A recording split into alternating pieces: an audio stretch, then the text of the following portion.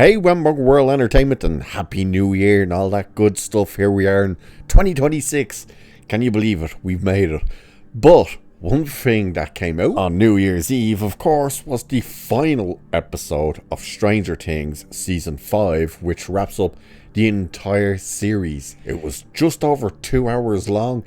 Did it stick the landing? Did it wrap up every storyline? Was it a satisfying ending? Did it prove all the doubters wrong? The quick and simple answer is no, not at all. Not even close. They truly did, as the thumbnail says, drop the ball on this. And when it came to the whole thing, the whole story, it was like, that was quick. They wrap up the main part of the story within the first hour, and then you spend the next hour off a giant epilogue saying goodbye, and it's like, this thing had about 27 endings, and it was like, good God, just end already.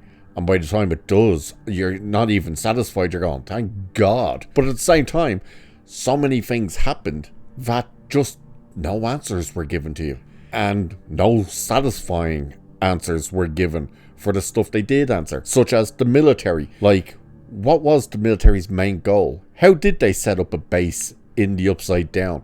How long were they in there? And where did they go? Because none of that gets answered. Linda Hamilton was basically in this show for the reason of being Linda Hamilton, I think, because the most screen time she's had in this entire season was in this final episode. And even then, I think she says like 3 lines of dialogue, and she literally just walks around staring. That's it. It's like, I usually really didn't know what to do with this. And this really is an issue that's starting to become a big problem, especially with streaming shows, that they clearly don't have plans. They don't know where the stories are meant to go, and they most certainly don't know how they're supposed to end. So nothing really is linked, and they really rely on flashbacks and stuff like that to get you through the story, basically to fill in. So when Vecna meets his end, you literally, and this is no word of a lie, you get a flashback for each and every person standing there. And it's like, oh my God, really? We get a flashback for Mike, we get a flashback for Will, for Sadie Sink's character, Max, and Lucas, and Dustin, and Steve, and Nancy, and Jonathan. You're like, oh wow, we're really doing this. And then, as I said, you spend the next hour with these guys, like, in their lives after all of the events and stuff. And 11 really became a nothing character in this season, which was a very strange choice. And they nerf her, all of her powers were very much nerfed compared to what we've seen in previous seasons. And it really came down to the last episode where they actually used her, and even then it was like, that's all you're doing with her? Now, there will be some spoilers in this story about this final episode, so if you haven't seen it and you want to watch it and you don't want any of the spoilers, you may as well click away now. But I'm not gonna review the episode or anything, but gonna overall kind of break down the issues it has and how exactly they dropped the ball with this whole thing. And one of the funny things is the Netflix actually buckled under the pressure for the final, and the platform crashed again. Apparently it did it when the first batch of episodes came out. It did it again for the final episode. Now, this is going to be one of these weird things that we're going to see where it ends up topping all the charts as the most watched thing out there. But it's also going to end up being one of those things where it's like, wow, everyone and their grandmother watched this thing.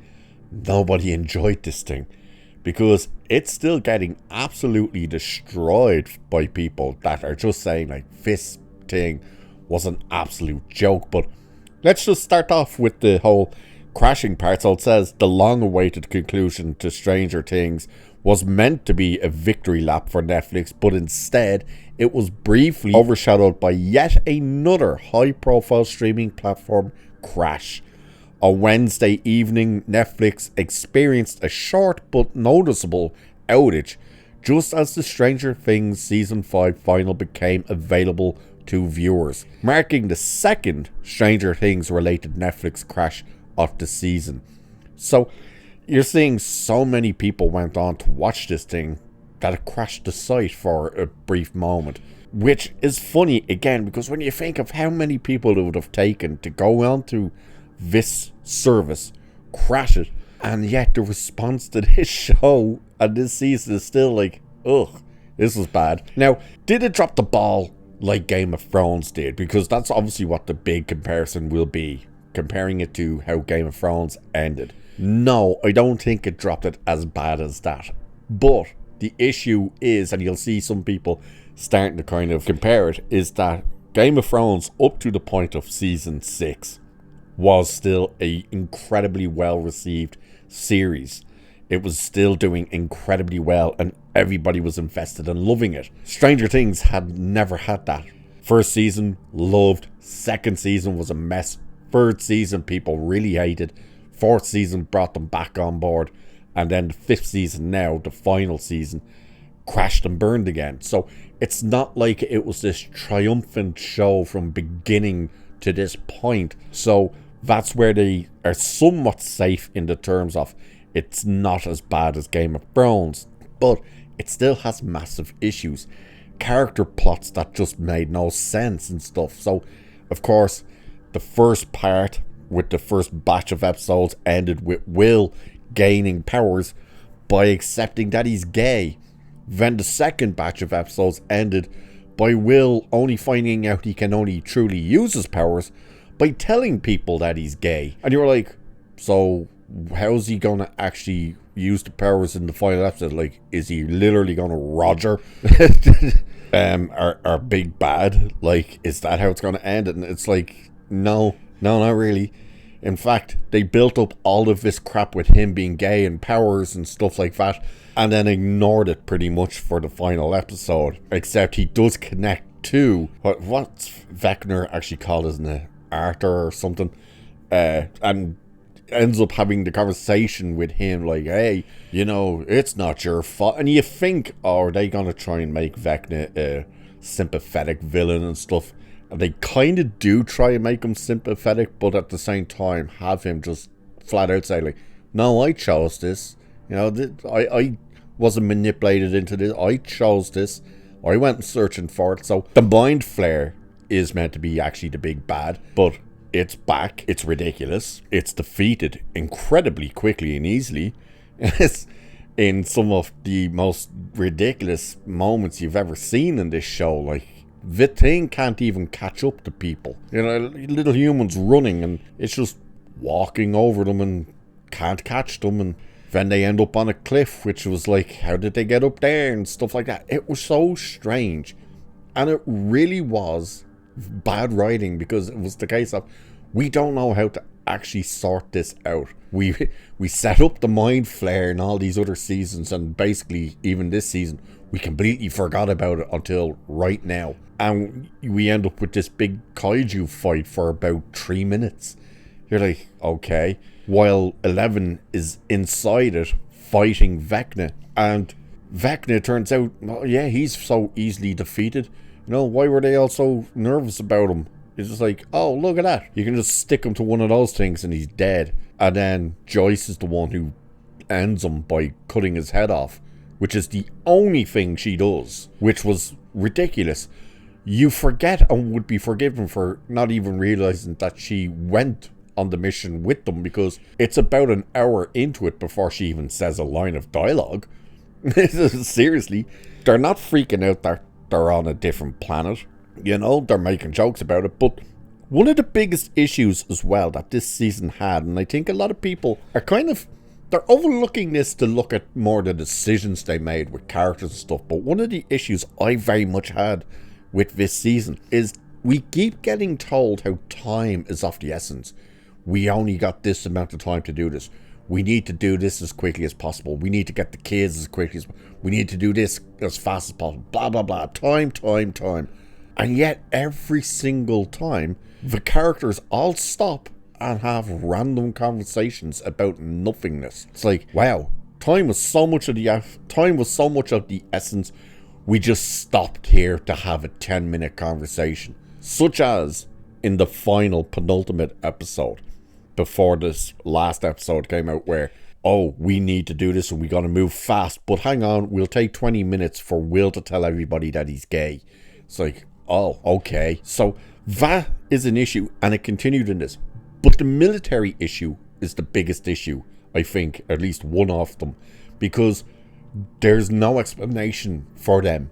And by the end of this show, we go 18 months after the whole Upside Down is destroyed and everything else, and the military's just gone. Like, they captured them when they came out of the Upside Down before it got destroyed.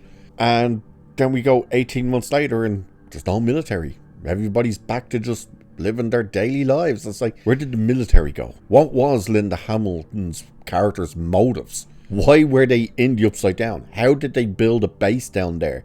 How were they getting all this equipment through? How did the world not go, hey, how come this town started splitting open and now it's basically a military state because it's closed off to the rest of the country and the world through the military?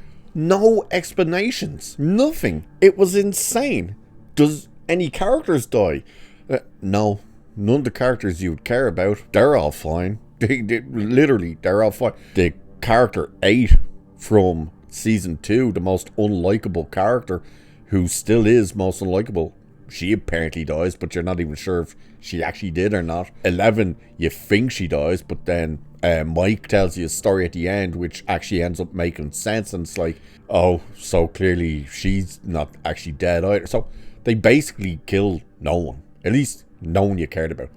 And it's interesting, the difference between Millie Bobby Brown and the girl who plays the character of 8, because Millie Bobby Brown cannot emote in this. Somehow her acting has gotten worse, and there's a lot of people starting to suspect she may have had like some Botox or filler or something, because her face does not move.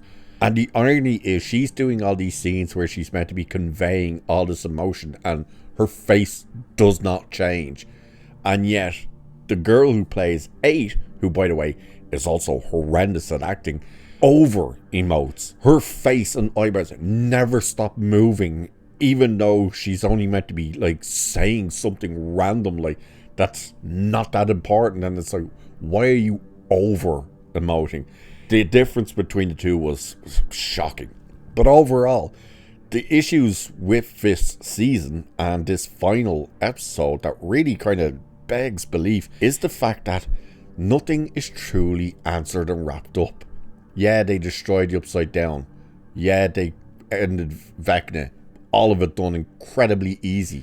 But why was it being able to be so easy? Why did Arthur choose to join with the Mind Flayer? Where did the actual Mind Flayer come from? Why did the guy have it in a case? Where did the military come from? And where the hell did they go? None of that was ever answered, and it was so stupid. So overall, they did not stick the landing. They really didn't, but it shows you they never had a plan either. So it's going to be interesting to see what happens with Paramount with these guys now that they're over there, but good luck to them. But if you guys watched this whole season, what did you guys think of it? Were you satisfied with how it ended, or do you think it left much to be desired? Do you think they dropped the ball? Do let me know. And with that, I shall leave it there for this one. So do like, share, subscribe, hit the hype button, check out memberships, all that good stuff. Let's get this channel growing again, big time, now that we're in 2026. Cheers, and I'll catch you all in the next one.